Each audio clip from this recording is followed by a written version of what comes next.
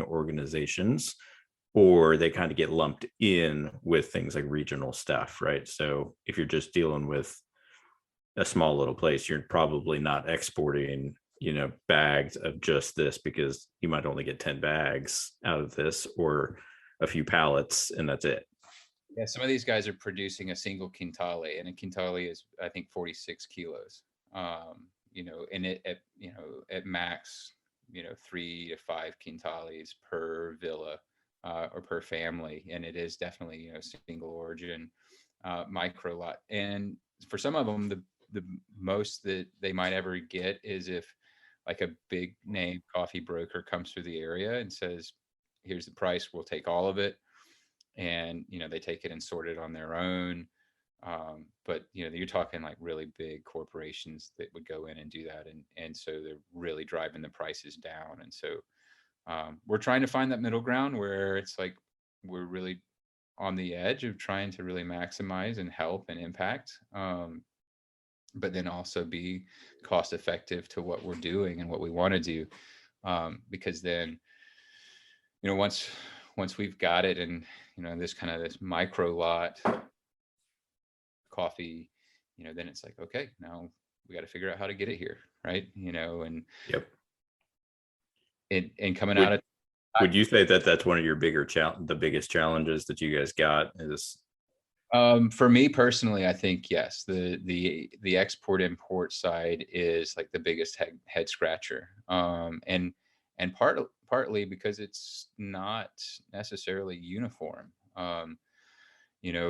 Thailand has a seaport, and they're pretty easy to get coffee out of. Now, we're looking at a landlocked socialist country, and so we've got to cross 2 sets of borders to get it to a seaport, if that's what we do, or air freight it out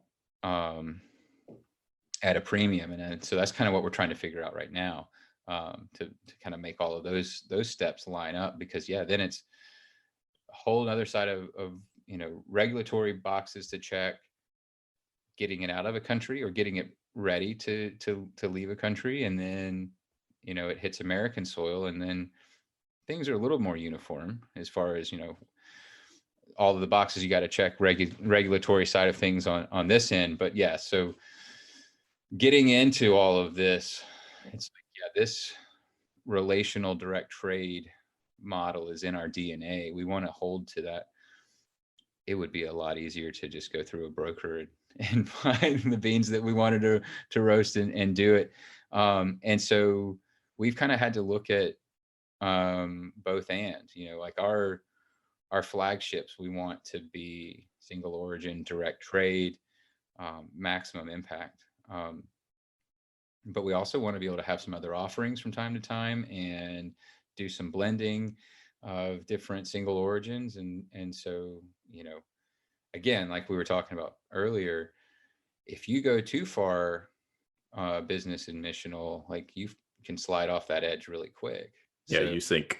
Yeah. So, we kind of, you take the dewy-eyed idealism and then take a few steps back and look at how sustainable, and then where's the middle ground, and then kind of, pick your best error and shoot for that. Sometimes. Yep. We've run into that too. And that's where, that's where I would advise folks that are interested in business's mission, and especially anything where you really have to roll over, costs and deal with such things as big as international economics and so forth, to, really ask, the question, those kind of questions, right? Of like, well, what happens if it doesn't work out? Because I think we can get very idealistic about what we think will probably happen, and then it doesn't happen that way, or we mission our way out of business. And so in that sense, it's like, what good is that, except for maybe you have a short-term impact, but the long-term impact is, kind of the goal for all of us. And so practicality, needs to be some of the grounding for our idealism. And I think it's just attractive for people in business anyways, but especially Christians with a missional attitude or people with a mission or an impactful attitude to hold those two things in tension, you know? Right. That's a great way So to. we've had to pull back some of our own stuff too, just for that same reason. But then that really forces you to ask yourself, like, where are your core values that you will not bend on, you know? And I think I'm probably speaking for both of us here, but like the direct trade is the aspiration. Non unethically sourced coffee is out of question, you know.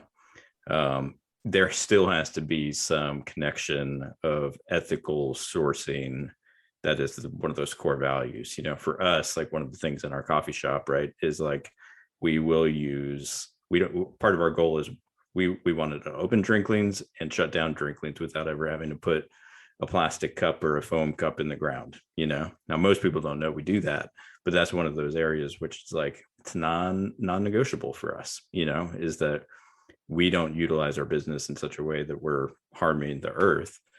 But then we have to cut some corners other areas, right? Or think about the practicalities that idealism, you know, doesn't often like you to think about. And so, you know, a lot of business is trying to figure out what not to do, you know, so that you can do what you want to do. And I think we've probably both seen different organizations mission their way right out of business. And then it's like, oh, man, and it's tragic to see because, you know, in one of the ones that I'm like, you guys had such a great idea in this model, and it was highly missional. But if it's not sustainable, or, you know, like you grow too fast or whatever the reasons are, and then all of a sudden, like some major shift starts happening and to a noticeable degree. And it's like, okay, you know, like you said, you mission your way right out of business. That's highly problematic. And I think for me personally, like just to, like on a deep personal level, when you're looking at all of the, you know, the number sheets and trying to figure out all of this, like the hardest thing for me is like I see faces. Like I don't see Excel spreadsheets. You know, I see these campesino farmers that are like hoping that we figure out how to pull this off, because this is a different kind of lifestyle for them. Or, you know, I see the faces of, you know, the tribal families that we've visited in northern Thailand, and knowing what kind of impact that could have. Faces of some of the people that we met in Vietnam, and it's like, man, one day, you know, I'm really praying one day that opens back up too, because that would be like, that's kind of a quintessent goal for me, is like to get to a place where we have a sustained partnership and supply in Vietnam in particular, to bring coffee there or from there over here. But they know, and for a lot of other reasons that I really like that idea. But yeah, like I don't see the spreadsheets, Yeah. and you have to, like at some point you have to step back and you have to say, okay, yeah, all of those faces matter. So put the homework in. Yeah, but you never see merely the spreadsheets. You know, you have the spreadsheets have to be a consideration of, we can't help you if we can't help. You know, we can't be there. We can't do our mission. You know, we can't buy from you unless the spreadsheet numbers work out. And that's the business side of it. And the mission side of it is, if that doesn't happen, then we never see you again. You know, and that's the very personal nature of business. I mean, we deal with it on an employee side, you know, and a staffing side is, hey, if we're over missionalizing our way out of business, you know, or, you know, we're not dealing with our numbers the right way or whatever, you know, it's, nobody has jobs, you know, and we lose our impact and we lose our giving impact. And, you know, we just lose the impact that we wanted to have. And so it's a challenge for those, I think, that are watching businesses as missions from the outside, to just recognize, you know, that it's not all idealism and you have this idea and you got to go after it.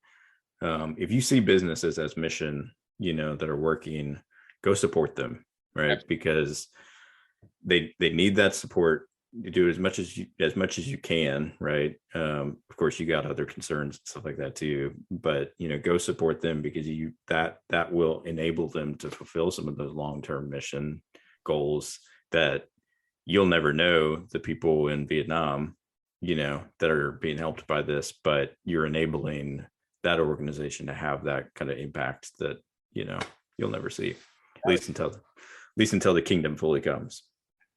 And well, how cool would that be? Like someone walks up to you one day and is like, you know what, because you bought coffee here, we get to have this conversation in heaven. Like, Yep. Hello, like that's part of this, and that's a real part of this. And I was going to say too, I think I speak for both of us, that if you're out there as a consumer and you're looking for businesses that are doing business and mission, be patient. We're doing the best we can, and we're trying our hardest, and we may not always hit the mark 100%, but yeah, we're doing the best we can to hit a 98, every single time. Yeah. So one of the things I kind of wanted to ask before we kind of wrap up here, we've shifted again from wearing mission on our sleeves to kind of having that be one of our core values. Out of that, line leans tradition, where you have C.S. Lewis and Tolkien and Charles Williams and all those kind of people, and that extends way beyond them. But with their desire to play with this concept of imagination to impact the world, and fellowship, where they gathered together to enjoy the company of one another, to encourage one another, to shape the lives of each other. You play with those kind of concepts at a different level than we do, especially when it comes to sourcing. How would you say, let's just take fellowship, for example, what does fellowship look like in the sourcing world when you're visiting a farm or a co-op or whatever? It's an awesome question. And two instances jump out right away. And I think the first one that really sticks out the most is, you're going and you're beginning to build relationships with a potential new supplier. Odds are, or not odds are, I mean, every single time, they're pulling out all the stops. They want to impress you. They want to be your supplier, and it's not like it's a super competitive world in the realm that we're in, because we are pushing the boat out a little bit. But at the same time, it's like, if the alternative is selling on a local market, then yes, they're going to pull out all the stops they can to impress you. And so we were back in June of 2019. We were in northern Thailand at this farm, and they produce about 10,000 kilos annually. And we were meeting with them for the first time, and they do a full coffee service, in that idea of fellowship is like, let us show you what you're looking at it. So we're sitting at the top of this mountain that it took us an hour or more to get up in a 4x4 pickup truck, all-wheel drive all the time, muddy roads, no pavement.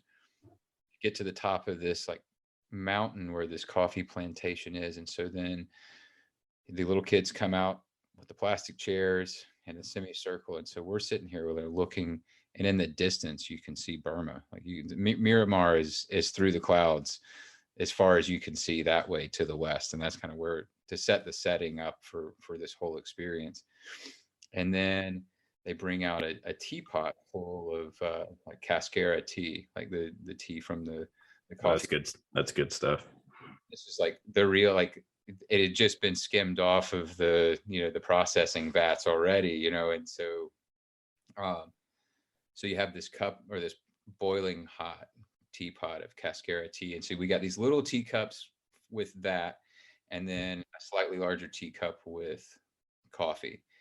And so then the producer of this, the owner of this plantation is kind of coaching us through, like, this is how you need to do this. And so it was like, take a quick sip of this coffee cherry tea, and that was almost like a palate cleanser, but it was incredibly floral.